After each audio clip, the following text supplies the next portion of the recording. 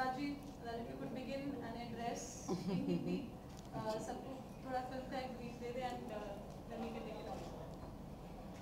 बोल बेबी बोल एक फिल्म है जो माँ बेटे के बीच में है और कन्फ्यूजन होता है उसमें और बच्चे के थ्रू और पूरा कॉमेडी में टिल एंड जाता है और फिर सीरियस नोट पे आता है और एक बहुत अच्छा जोरदार माँ और बहू के बीच का एक क्लाइमैक्स सीन है, उससे पिक्चर फिर उसके बाद ख़त्म होती है।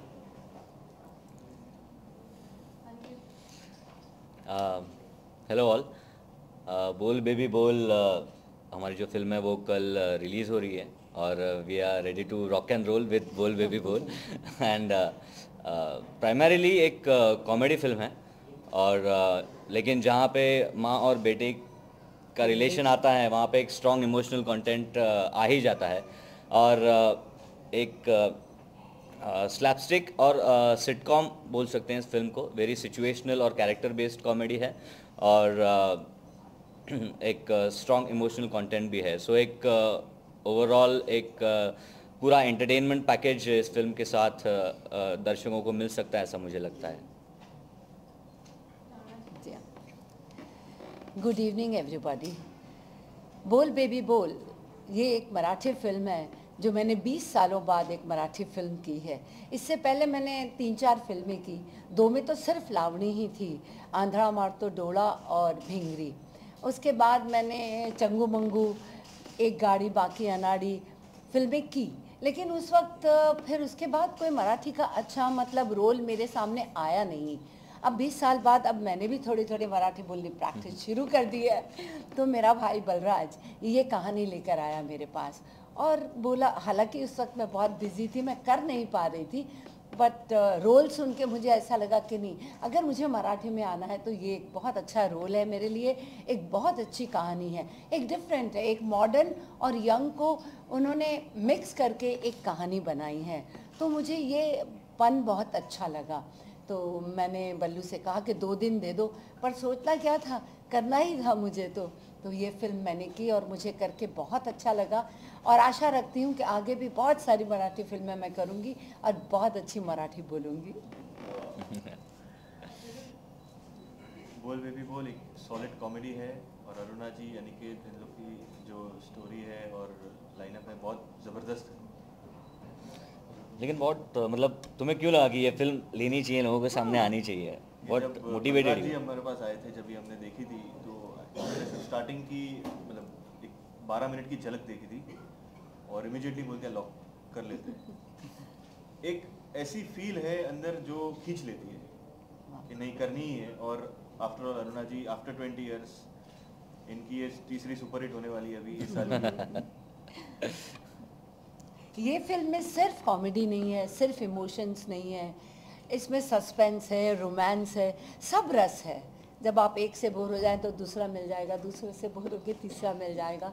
सो एक अच्छी सी मिश्रण है 3-4 चीज़ों की ये, तो आई थिंक लोगों को पसंद आनी चाहिए, मुझे विश्वास है। और म्यूज़िक के बारे में कहा जाए तो म्यूज़िक में भी वैरायटी है। एक लावणी है, रोमांटिक सॉन्ग है और अरुणा जी पर पिक्चराइज किया हुआ एक बहुत ही मुझे लोरी है एक अच्छी, और एक डांस नंबर भी है, रोमांटिक डांस नंबर है। तो म्यूज़िक में एक कंप्लीट एल्बम भी है, एक अच्छी वैरायटी मिल सकती है लिसनर्स को।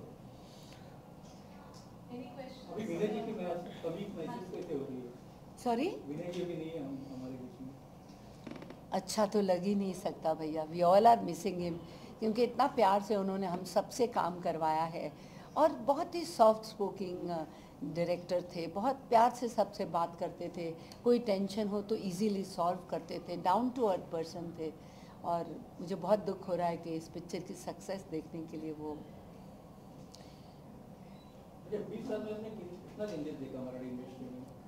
बस एक जब मराठी ट्रेंड चेंज होने लगा ना, जब लोगों ने बोलना शुरू किया कि अब मराठी पिक्चरों का ट्रेंड चेंज हो रहा है, तो then I went and saw this मी शव्याजीराव भोसले बोलतोय, वो पिक्चर देखी। ये देखने गई थी कि वाकई मराठी पिक्चरों का ट्रेंड चेंज हुआ है क्या, और वाकई हुआ था।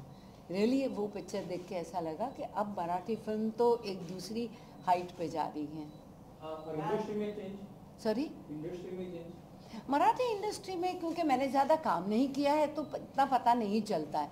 और अब तो सभी लोग हमारे साथ तो इतना अच्छा रहते हैं, दे थिंक कि ये सीनियर्स लोग को ज़रा संभाल ही लो। तो मैम कहा जा सकता है लंबे समय तक आप बड़े पर्दे से थोड़ी दूरी बना के रखी, लेकिन आप अपने फैन से दूर नहीं हुए थे। छोटे पर्दों के थ्रू आप अपने फैन से दूर नहीं हुए थे, लेकिन आप जब वापस से बड़े पर्दे पर आ रहे हैं तो आपने मराठी फिल्म को ही क्यों चुना, बॉलीवुड? इसलिए चुना क्योंकि मराठी फिल्म्स में मैंने हिंदी फिल्म इसलिए छोड़ दी थी क्योंकि हमारे लिए रोल लिखना बंद हो गए थे। अब आप देखिए तो जो कैरेक्टर्स होते हैं, हीरो हीरोइन, उनके फ्रेंड्स, या फिर बोमन या परेश, ऐसे कोई कैरेक्टर्स होते हैं, तो हम लोग का तो कुछ काम ही नहीं होता था। मेरे जितने कॉन्टेम्प्रेरी हीरो हीरोइंस जितनी हैं और आर्टिस्ट हैं वो सब आज घर बैठे, इसलिए नहीं कि उन्होंने काम छोड़ दिया, बल्कि अभी हिंदी फिल्मों में ऐसे कोई रोल्स लिखे ही नहीं जाते। और जब ये मराठी फिल्म आई मेरे पास और मुझे लगा कि मुझे करना चाहिए, तो रोल देखकर ही मैंने बोला था कि बहुत अच्छा है, और कहानी सुन के मुझे अच्छा लगा था, इसलिए आई डिड दिस। मैम एक दौर था जहाँ पे कुछ सेंस मूवी बनती है जिसमें सेंस बहुत ज़्यादा होते थे, एक मैसेज के साथ मूवी बनती थी, पहले की बात कर। जी हाँ। बहरहाल अभी भी कुछ ऐसी मूवी बनती है, कम मूवी बनती है जिसमें एक मैसेज होता है, बट सेंसलेस मूवी आजकल ज़्यादा ही बनने लगी, ऐसा कहना है जया मैम को, जो थोड़े दिन पहले उन्होंने कहा। आपको क्या लगता है, ऐसा चीज़ें आजकल हैं बॉलीवुड में पूरी तरह से? हाँ, मे बी हम लोग पुराने हो गए ना बेटा, तो हमको ये सब मतलब जब तक कुछ बात ना हो हमें छूता नहीं है कुछ। अब जैसे फिल्म आई थी देखो क्वींस, अब देखिए कि 3 इडियट्स आई थी, मुन्ना भाई आई थी, क्या ये फिल्में सेंसलेस थी? बिल्कुल नहीं। तो आप बताइए ना, जो फिल्में अच्छी होगी क्यों नहीं बोलेंगे हम अच्छी, हमारे टेस्ट की, यू कैन से हमारे टेस्ट की ऑल्सो।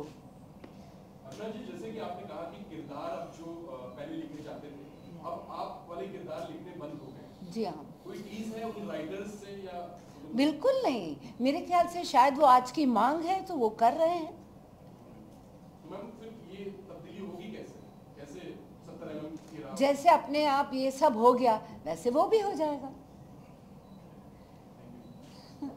और मैं जैसे माँ और बेटे का किरदार है आपका, कितना इमोशनल है, साथ ही ये जो किरदार है पहले आता था, अभी जो है काफी ट्रेंड बदल गए, तो आप किस तरह से किस तरह के ट्रेंड बदलते आ रहे हैं कितने आजकल के जो ट्रेंड है? हाँ बदल गए हैं।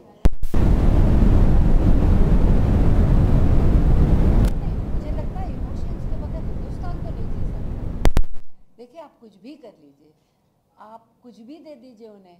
अब जैसे आपने एक फिल्म देखी होगी अभी, हमटी शर्मा की Dulhania, that also it has sense, it had emotions, कि एक इंसान ऐसा पागलों की तरह एक लड़की को प्यार कर रहा है और उसे हासिल करने के लिए वो क्या करता है, एक इमोशंस, उसके फादर के इमोशंस के, उनको लगता है कि मेरी बेटी को राइट लड़का मिले। सो इमोशन बात कभी हिंदुस्तान से तो बाहर नहीं जा सकती। बाकी फिल्में चलती हैं बट मेरे ख्याल से इमोशन ज़्यादा चलते हैं, है ना। मैम एक तरह से कह सकते हो घर की ही मूवी है, तो अपने रोल के ऊपर आपके कितने इनपुट्स थे, आपने कुछ चेंज करने की कोशिश की, आपने कुछ सर आपसे भी जानना चाहूँगा, कुछ सेविंग्स हुई घर की मूवी है? सबसे बड़ी सेविंग है कि जो मेरे साथ मेरी दीदी ने काम किया वो सबसे बड़ा है। आज जो हम लोग जो भी मुकाम पे हैं वो दीदी की वजह से ही है, तो वो है। ऐसा नहीं है, कभी भी वो भी अपनी पिक्चर, मैं भी क्योंकि घर की पिक्चर है तो और भी नहीं ख़राब करना चाहूँगी। वैसे आपने कभी भी सुना होगा मैंने बाहर भी काम किया, आई हैव नेवर इंटरफ्यूर्ड। पहले रोल सुन लो, कभी कभी ऐसा हो जाता है कि वो सुनाते कुछ है और होता कुछ है, तो भी मुझे ऐसा लगता है कि अभी बिगाड़ करके कोई फ़ायदा नहीं, जाने दो, पिक्चर ख़त्म हो गई, मेरा तो क्या हो जाने वाला है, जाने दो। मराठी डायरेक्शन तो नहीं करूँगी, बहुत टैक्सिंग है, बहुत, अभी थकाओ मत मुझे इस उम्र में आप। Thank you. तुम्ही विचारा ना, मराठीत विचारा, मी कुठं नाही सांगितलं। हां, हे लोक मला तिथे शिकवते होते, असं बोलायचा, असं बोलायचा, हे तुम्ही चूक केली, असं होत। ना कधी कधी खूप अवघड शब्द आला की तो आम्ही पर्यायी सोपा शब्द घेऊन अर्थ न बदलता तो आम्ही केलं, सरळ केलं। म्हणजे उगाच जड शब्द घेण्यापेक्षा आणि रिटेक देण्यापेक्षा हां काय मधल्या काळामध्ये ऑफरच नाही आले मराठी नाही आले नाही मे बी उनकी हिम्मत नहीं हुई माझा भाव होता म्हणून ते आलो लास्टली मैम इस समय की जो मूवी हाल ही में जो कोई फिल्म आपने देखी हो आपको लगा हो सेंसलेस है पूरी तरह से नहीं वो But फिर भी पिक्चर पसंद आई हो आपको? जो मैं सुनती हूँ उनके बारे में मैं देखती ही नहीं हूँ बट मुझे ऐसा लगता है जैसे किसी ने बोला क्वींस की बिगिनिंग उन्होंने मुझे बताई yes I will see this movie एक फिल्म आई थी टैक्सी नंबर 911 911 वो भी फिल्म बहुत अच्छी थी I mean it was such a contemporary film आप देखिए ऐसे पर आपके दिल को कहीं छूती है ना तो बस आप दिल को या हम लोग को ऐसा है हम पुराने वालों को कि भाई हमारे दिल को छुओ फिर बात करो